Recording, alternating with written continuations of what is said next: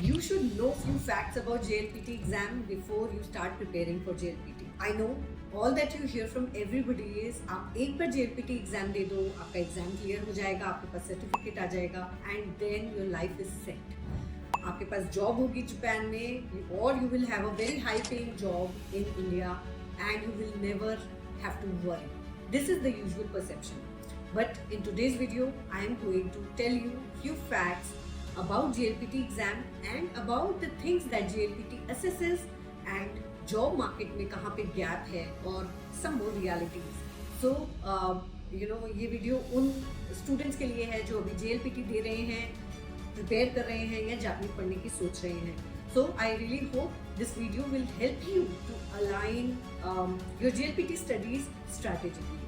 I am Deepti Singh. I have guided number of students for Japanese language for their admissions in Japanese universities and choosing the right careers in Japan.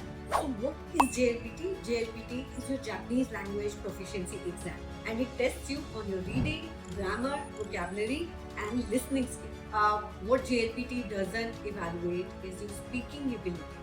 It does not evaluate your writing ability either.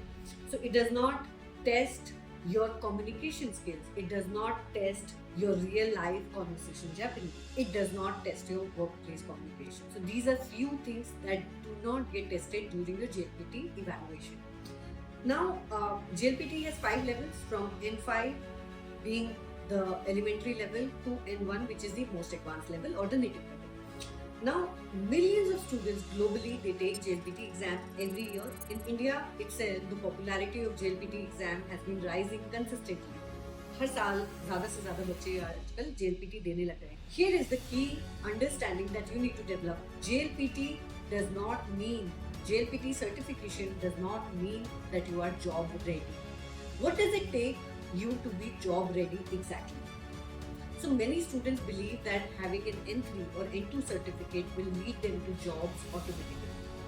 The reality is that even after JLPT certification, you will have to go through the screening process of any company, right? So you have to appear for the interviews, you have to meet the certain criteria in many aspects. And this is the reality that most students are not able to understand when they start learning Japanese language. Japanese universities and also Japanese companies, when they are hiring, of course, they will be looking at your communication skills as much as they will look at your certificate.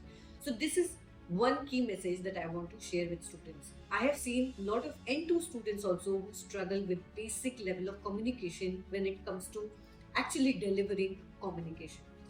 And I have seen students who are still in N4 or N3, but they have great communication skills, probably because they work more on speaking ability rather than focusing too much on grammar and vocabulary alone. So yes, JLPT does help you open the doors, but it will not help you reach that high paying job if you do not put in efforts other than clearing your JLPT exam. So if you are a student who has cleared N2 or you are aiming to clear N2, there are few things that you must keep in mind. Yes, JLPT N2 certification can get you a very high paying job in India and also in Japan. But there are few things that still matter. Your education background. Yes, that's right. Your domain knowledge. So you can, for example, you can combine this JLPT certification with any other skill that you probably have. Be it specialization in marketing, digital marketing, or specialization with your MBA, which could be in HR, it could be in again sales, marketing, your technical skills. If you are interested in computer science, so if you know coding and you know Japanese language, now that is a very great combination, and that is why I said, despite having a JLPT certificate, many students are not able to crack great opportunities because they do not work on their domain skills in other industries.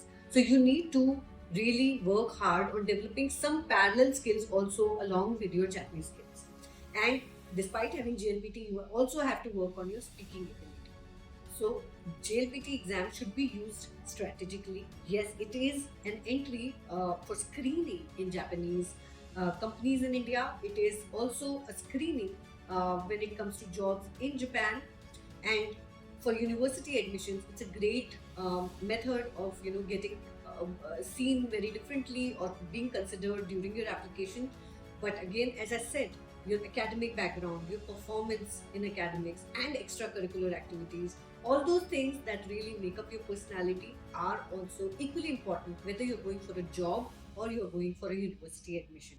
If you want to discuss or know more about how to use your Japanese skills, you can contact us and we can help you, guide you in your Japanese learning journey, and we can also help you or for guiding for the right pathway after you have completed your Japanese education. So these are some of the messages I wanted to give you today. And if you like the video, don't forget to subscribe the channel.